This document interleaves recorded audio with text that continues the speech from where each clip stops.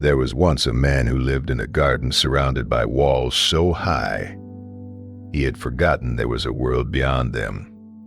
He didn't build the walls himself.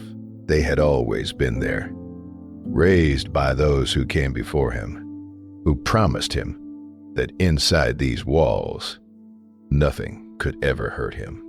And they were right. But what they didn't tell him was what else those walls would keep out. The garden was beautiful in its own way. Neat rows of flowers that bloomed on schedule, trees that bore the same fruit every season, a stone path that circled endlessly back to where it began. The man tended to it all with quiet precision. He watered the flowers at dawn. He trimmed the hedges at noon. He swept the path at dusk. Every day was the same. And for a long time, he told himself this was enough. He had food. He had shelter. He had routine. What more could a person need? But sometimes, late at night, when the wind whispered over the walls, he would lie awake and wonder, what's out there? The thought would flicker through his mind like a candle in the dark, and just as quickly, he would blow it out. Dangerous, he'd tell himself. Unpredictable, unknown. And he would roll over and force himself back to sleep. One morning, as he swept the same stone path he had swept 1,000 times before, he noticed something he had never seen. A crack, thin as a hair, running between two stones. He knelt down, brushed away the dust, and peered closer. The crack was deep, deeper than it should have been, and from within it, something was growing. A seed had fallen there somehow.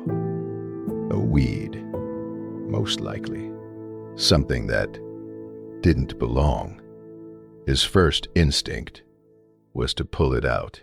Weeds disrupted the order. Weeds were messy, but he hesitated. Because this weed, this tiny, stubborn thing, was the first thing in his garden that he hadn't planted himself. He decided to leave it, just for a day, just to see. The weed grew quickly. By the next morning, it had pushed through the crack, unfurling 2 small leaves toward the sun.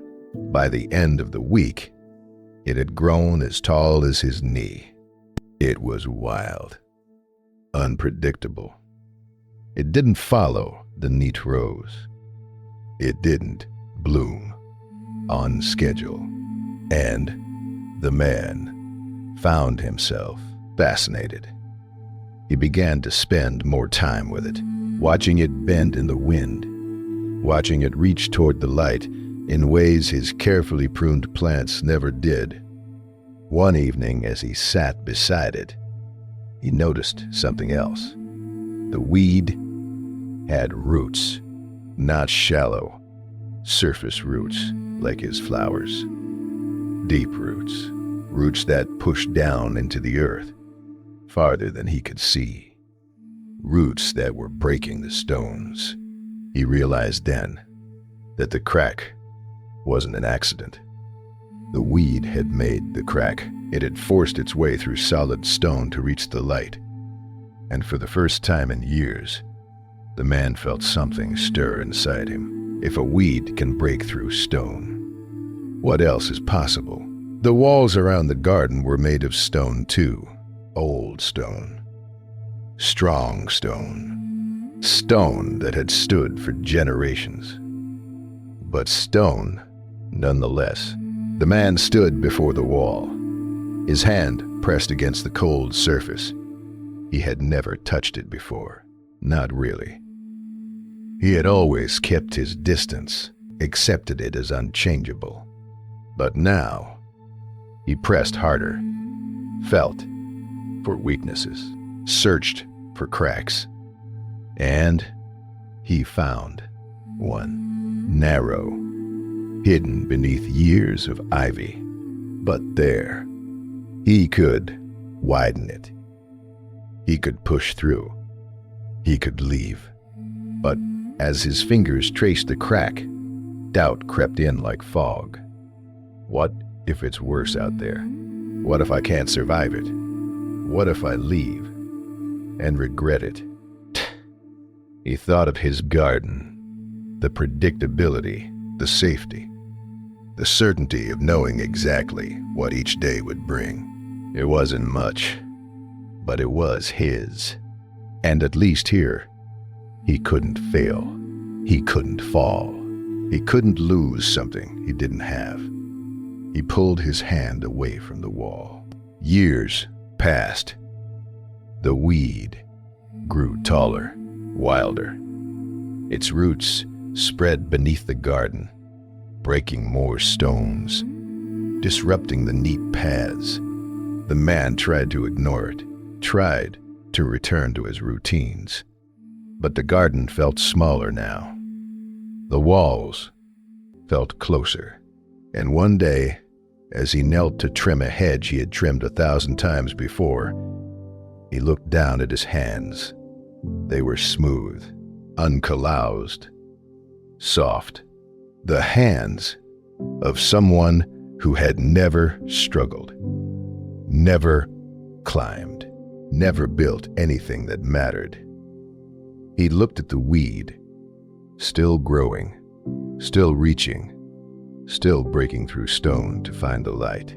And he understood. The weed didn't grow because it was safe. It grew because it wasn't. It pushed through stone because it had no choice. It reached for the sun because staying still meant death. And the man realized he had spent his entire life choosing safety over growth. He had mistaken comfort for peace. He had mistaken stillness for strength. The walls had kept him safe, but they had also kept him small. The man returned to the crack in the wall. This time, he didn't hesitate. He pressed his hands into the gap and pushed. The stone resisted. It always had. But stone, no matter how strong, was never meant to hold back something that wanted to grow. He pushed harder. The crack widened. Light spilled through. And for the first time in his life, the man felt the wind on his face that didn't come from within his walls. He didn't know what was on the other side. He didn't know if he would succeed.